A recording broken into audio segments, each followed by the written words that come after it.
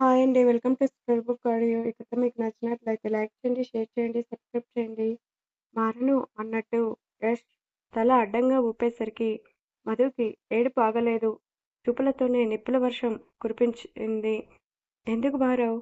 నన్ను మార్చేవాళ్ళు నా పక్కన లేరు. వాళ్ళని నేను హర్ట్ చేశాను. వాళ్ళు నా పక్కన లేకపోతే యష్ తనలో తాను ఉండడు. చెప్పాలంటే యష్కి ఏం తోచదు. చుట్టూ ఉన్న ప్రపంచం కూడా తనకి ఎడారిలా అనిపిస్తుంది తెలుసా అంటూ మధు చెంపల్ని చేతుల్లోకి తీసుకొని సారీరా చాలా గట్టిగా కొట్టేశాను అంటూ ఒక్కసారిగా ఆమెని గుండెలకి హత్తుకొని తలపై గట్టిగా ముద్దు పెట్టి కౌగిలించాడు. యాష్ ఊపిరాడలేదు. మధుకి భయంతో అతని వీపు చుట్టూ చేతులు బిగించి భారంగా ఊపిరి తీసుకుంది. మధు "ఉమ్, పోయిందా కోపం? పోలేదు. ఇంకా కోపం వచ్చింది." అతన్ని మరింతగా హగ్ చేసుకుంటూ మరి ఏం చేయాలి? కోపం పోవాలంటే? ఏమో నాకు తెలీదు. అవునా? నీ కోపం పోవాలంటే ఏం చేయాలో నాకు బాగా తెలుసు అంటూ మధు చేతిని దోసిట్లో తీసుకుని కోపం పోయేలా చేయనా? ఏం చేస్తావ్? ఏమైనా చేస్తాను ఆమె పెదవుల్ని దగ్గరగా వస్తూ అన్నాడు. ఎందుకు చేస్తావ్?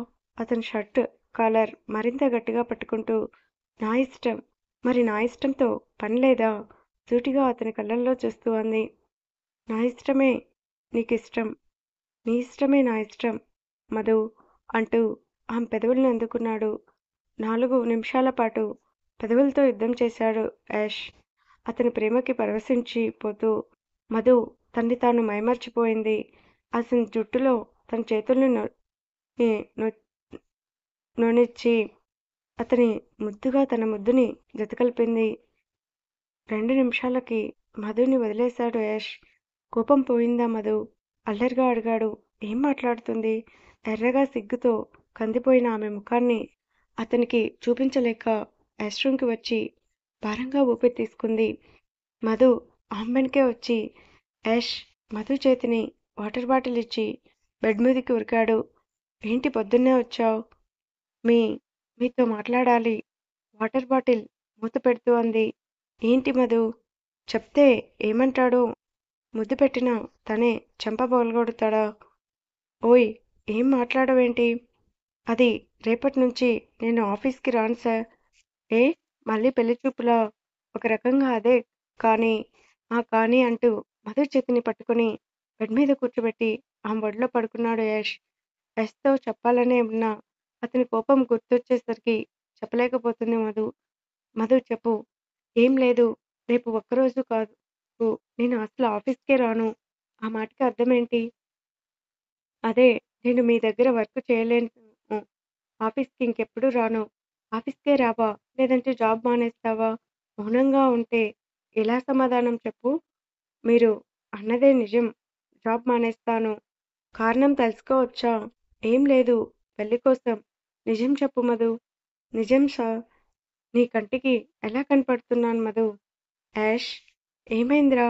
ఆమె చిన్ పట్టుకొని అడిగాడు. అంతే ఏడుపు వచ్చేసింది. మధుకు ఒక్కసారిగా ఒడిలో ఉన్న యాష్ని హత్తుకొని ఏం చేయను? అంతా నా వల్లే. నేను చేసిన తింగరీ పనులకి వాళ్ళు నన్ను జాబ్ మానేయమన్నారు అంటూ జరిగిందంతా చెప్పింది మధు. ఏం చేయను? నాకు చిన్ను అంటే ప్రాణం. వాడిని వదలకుండా ఒక్క క్షణం కూడా ఉండలేను యాష్. ఏయ్!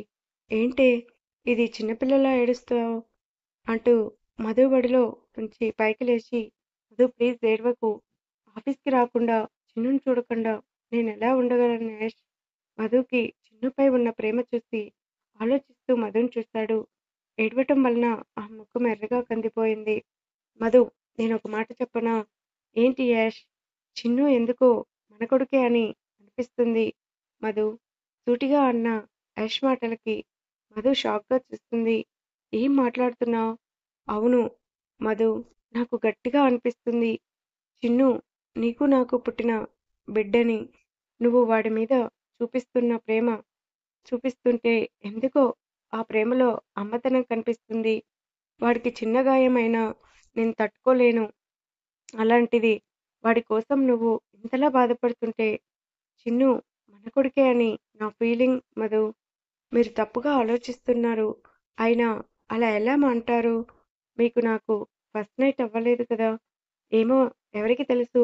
మన ఇద్దరికీ తెలియకుండా మనకి ఫస్ట్ నైట్ అయిందేమో! యష్ మాటలకి మధు కోపంగా చూసి, ఇంక ఆపుతావా ఈ టాపిక్? ఇంక నేను ఇంటికి వెళ్తాను.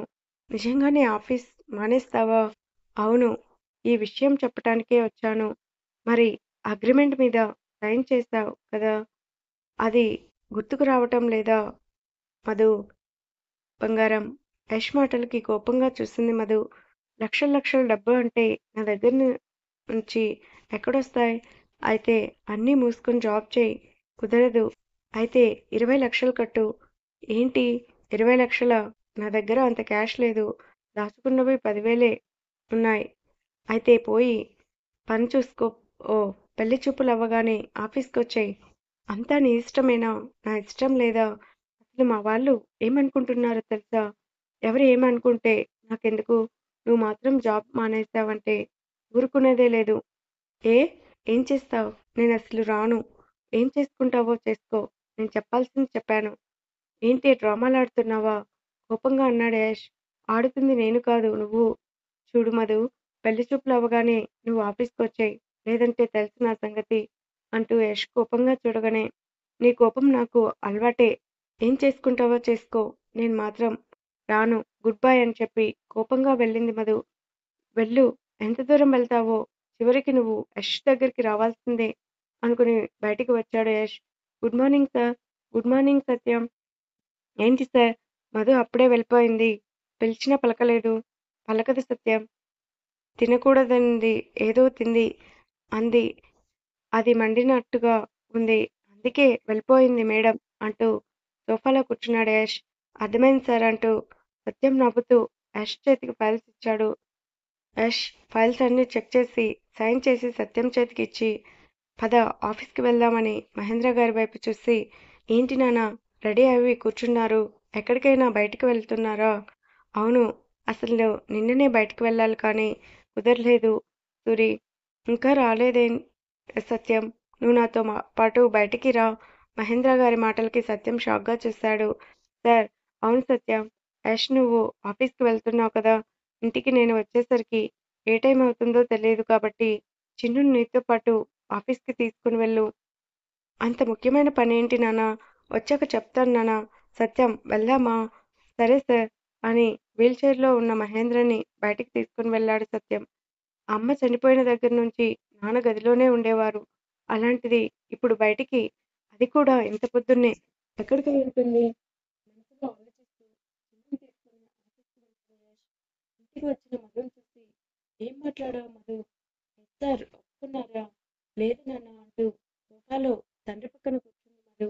ఏమైంది మధు? ఉన్న ఫలంగా జాబ్ మానేయాలంటే 20,00,000 కట్టాలి నాన్న. ఏంటి? షాక్‌గా అడిగారు సురేష్, సుజి ఉమ్మగారు. అవును అంటూ జరిగిన విషయం చెప్పింది మధు. సార్‌కైతే కోపం వచ్చింది కానీ ఏం అనలేదు. పెళ్లి చూపులవ్వగానే ఆఫీస్‌కొచ్చేయని మరోసారి అవకాశం ఇచ్చారు అని సురేష్ వైపు చూసి, నాన్న ఏంటి మధు? మీరు చెప్పండి నాన్న. ఏం చేయను? 20,00,000 అంటే మనము ఎలా కట్టగలం? మీరు చూసిన అబ్బాయినే నేను పెళ్లి చేసుకుంటాను. కనీసం పెళ్ళయ్యే వరకు అయినా జాబ్ చేసి సార్‌కి నచ్చజెప్పాలని చూస్తాను నాన్న. ఈలోపు ఎలానో నాకు పెళ్ళవుతుంది. కాబట్టి వచ్చేవాడు నన్ను అర్థం చేసుకుని నాకే హెల్ప్ చేస్తాడు. ఏమంటావు నాన్న? మధు మాటలకి సురేష్ ఏం మాట్లాడలేదు. మౌనంగా ఉమ్మగారిని చూశాడు. సరే నువ్వు ప్రస్తుతానికి ఆఫీస్‌కి వెళ్ళు. ఏదోటి ఆలోచించి సాయంత్రం మాట్లాడుకుందాం అని ఉమ్మగారు అనగానే మధు ఆనందానికి అవధులు కానీ పైకి మాత్రం నార్మల్‌గా ఉండి తన రూమ్‌కి వెళ్ళింది. ఏంటమ్మా నువ్వే ఆఫీస్ మాన్పించేయమని చెప్పి ఇప్పుడు ఆఫీస్‌కి వెళ్ళమంటున్నావు? 20,00,000 ఎక్కడి నుంచి తెస్తావు? రా పెళ్లి కోసం అని దాని కోసం దాచిన నగలు, డబ్బులు అన్నీ ఇచ్చేస్తే మధుకి పెళ్లి ఎలా చేస్తాం? అందుకే ప్రస్తుతం ఆఫీస్‌కి వెళ్ళని చిన్న విషయంలో అది ఓవర్‌గా ఉంటుందనే ఈ నిర్ణయం తీసుకున్నాను. చూద్దాం ఏదోటి చేద్దాం. అమ్మా నేను ఆఫీస్‌కి వెళ్తాను. తన బ్యాగ్ సర్దుకుంటూ బయటికి వచ్చింది మధు. టిఫిన్ చేసావా మధు? ఆ! అమ్మా! టాబ్లెట్స్ కూడా వేసుకున్నాను. టైం ఎంతో లేదు. ఆఫీస్‌కి వెళ్తాను బాయ్ అని చెప్పి బయటికి వచ్చిన మధు హుషారుగా స్కూటీ తీసుకొని అంతలోనే యష్ మాటలు తలుచుకొని ఏంటి ఏమన్నా ఆఫీస్ మానేస్తే నీ ఇష్టం వచ్చినట్లు ఏదైనా చేస్తావా? సరే వస్తున్నాను కదా! ఏం చేస్తావో చూస్తాను యష్. అరే నా సమస్య ఏంటో అర్థం చేసుకోకుండా డబ్బులు అడుగుతున్నా అంటే నువ్వు ఎంత పిసినారి వాడివో ఈ ఈ సంగతి ఆఫీస్‌కి వచ్చాక చెప్తాను. ఈ ఇడియట్ మధు ఈరోజు నిన్ను నిజంగానే ఇడియట్ చేసి తిరుగుతుంది. మనసులోనే అనుకుని హుషారుగా విసులు వేసుకుంటూ ఆఫీస్‌కి బయలుదేరింది మధు. ఇలా మధు వెళ్ళగానే సురేష్ బయటికి వచ్చాడు. గేట్ వేద్దామని కానీ అంతలోనే గేట్ ఎదురుగా కారు ఆగటంతో ఆశ్చర్యంగా చూశాడు.